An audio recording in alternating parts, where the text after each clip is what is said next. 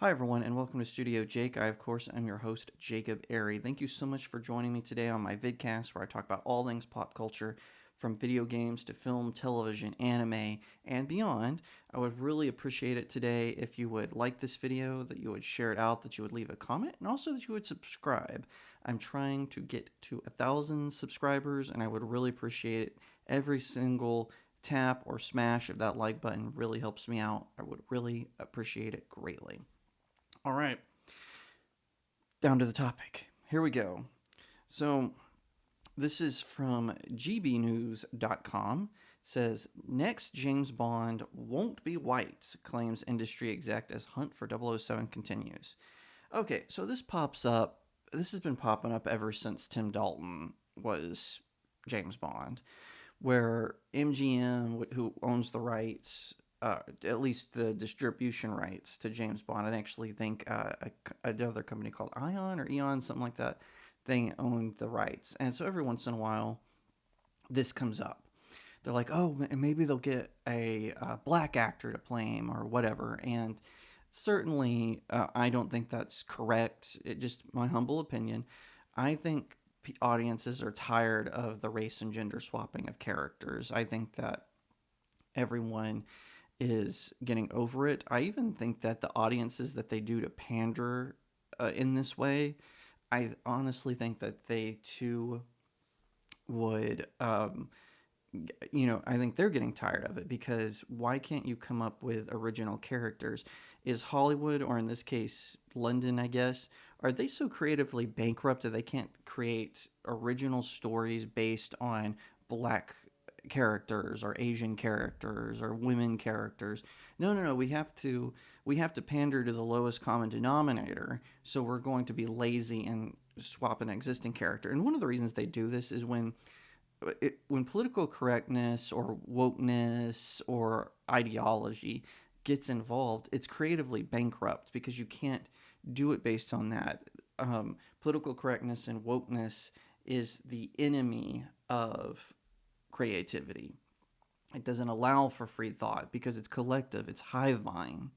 And that's what's happening now with James Bond. And like I said, I've been hearing this ever since the Tim Dalton era. So when Tim Dalton retired from Bond after License to Kill, um, before Pierce Brosnan got the part, they did it during the filming of Pierce Brosnan's films. They had debated.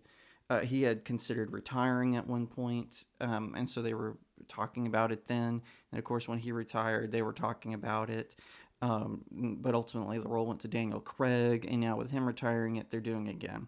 I honestly think this is, just being honest, I think for James Bond's part, for this time, it's just a lot of noise. But let's see what GBN News has to say.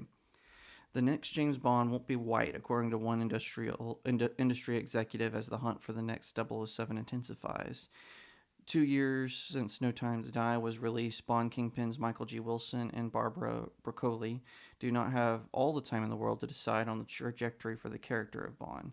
Despite all the gossip and guesswork, Pinewood's best kept secret holds true, with insiders divided over the next Bond's background, skin tone, acting CV, and accent. One TV executive told GPN News, "I think the days of white Bond are over. You could look at the recent casting of Doctor Who. Fans hated that, by the way, as a bellwether in that respect. I'd be particularly surprised if it was a white, clipped, upper middle class English actor. That would be a bold move, but I think it would be suicidal for the Broccoli franchise. If you'd asked me about 6 years ago, I'd say it'd be Idris Elba.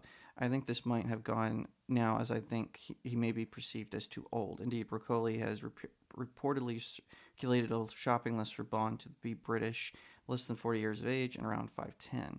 However, another anonymous film and TV executive disagreed, telling GBN News that they would be surprised if Bond wasn't white, and pointed to previous experience as a more pressing factor. They said Henry Cavill, he'd be great, but he's been Superman. They don't want that baggage of Superman playing Bond. That's a stupid comment. Boy, TV execs and film execs really don't understand the audience, do they?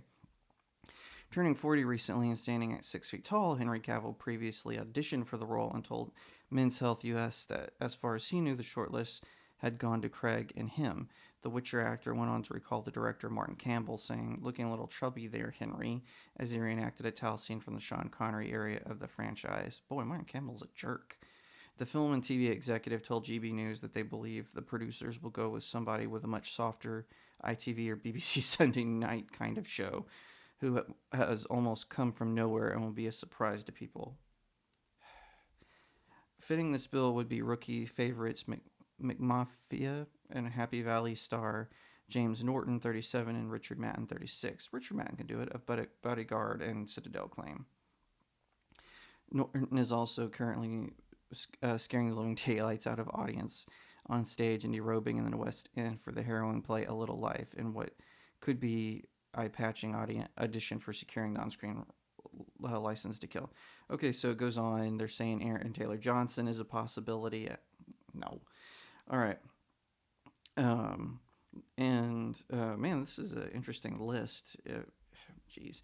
But once again, this just goes to show you what I've always said is that the studio execs are out of touch with their audiences. People would go nuts if Henry Cavill is the next James Bond, even if you did the Tim Dalton thing and just had him for 3. I think that he could do it. I think he would be fantastic at it. Not sold on Aaron Taylor Johnson. Just my opinion, he just doesn't come off as Bond to me. There's a whole plethora of British actors who I haven't even thought of, but notice this. This is what I'm talking about. No one cares about the ITV or BBC, not even people in England. The ratings are absolutely in the toilet. But film studios, they're so blinded by, being in this bubble, the entertainment industry bubble. If it was England, I would say the Hollywood bubble, right? That they can't see the forest for the trees.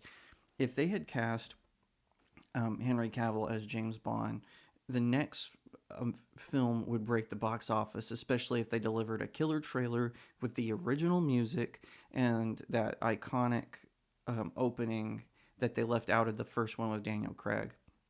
Which Daniel Craig wasn't a bad choice to play Bond, but they didn't direct him or write him properly. And as a result, he doesn't come off as Bond. Even Timothy Dalton, who, yes, I know I'm in the minority, he's my favorite Bond. Even Tim Dalton is considered better, and Tim Dalton was more like he was in the books. Every Bond actor has put their own spin on it. So with Sean Connery, right? He was very suave, he was smooth, but he also was, had that deep voice. My name is Bond, James Bond. And with George Lazenby, he was more of a smooth operator, right? He was sleek, he was fun, he was a fun Bond, right? Then we had Roger Moore, who was more debonair, more professional. He was a little tougher, And then you had Dalton, who was more he was more tough. He was gritty. He was a grunt. He was ready to go on, but he still had that charm. And speaking of charm, Pierce Brosnan, he was charming. He was complimentary. He had, all the necessary skills, right? He was a more, what's the word I'm looking for? He was more experienced Bond. They make it clear in the first one that he appears in that he is, he's more experienced. He's been around since the Cold War. He knows what's up. And then Daniel Craig was the tough guy. He was the one to get it done. He was the Jason Bourne knockoff, right? And or also Jason Bourne-esque. Anyone who watches this knows I do not like the Jason Bourne movies. I think they're boring.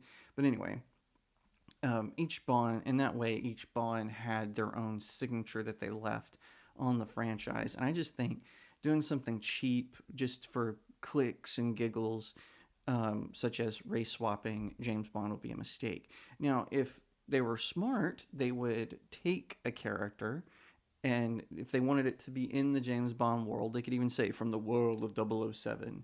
They could create an original character, give him all the resources that James Bond has, make him black, Asian, Indian, whatever they want, and it would go forward. But no, it's not going to happen. If they decide to go this route, personally, if they're looking at Doctor Who as a model, that would be a huge mistake. The Doctor Who swap was a disaster with fans. The ratings are in the toilet, even with the original producer. who was around, during the David Tennant days and whatnot. He would, his name is escaping me, but you know who I'm talking about. During, he's the one who brought it back for a modern audience. Even in that case, I don't. People are not willing to give Doctor Who a chance, and I think that would be the same with James Bond. What they need to do is just create an original character, make him a super spy, and give him all those resources. And I think that would go way better. It would be a smash with audiences, but they're not going to listen to people like me. And I'm not like a die-hard James Bond fan. I've seen all the films. I think they're good, but I'm not as invested as a lot of people are.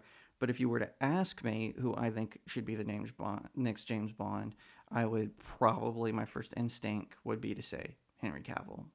Thank you so much for watching this video. I hope that you'll give it a thumbs up, that you'll leave me a comment and tell me what you think, that you'll share it out with your friends, and of course, consider subscribing to StudioJake. I cover all kinds of nerd and pop culture topics, including film, television, anime, comic books, and so much more. I hope that you'll also head over to my main website, StudioJakeMedia.com, where I have even more news, views, and commentary. Also, if you'd like to support the channel, head over to my locals page. That's studiojakemedia.locals.com. It's the best way to support me. I'm trying to build a little community there. I have exclusive reviews and articles, so definitely head over there and check it out. And I'll see you next time, right here on Studio Jake.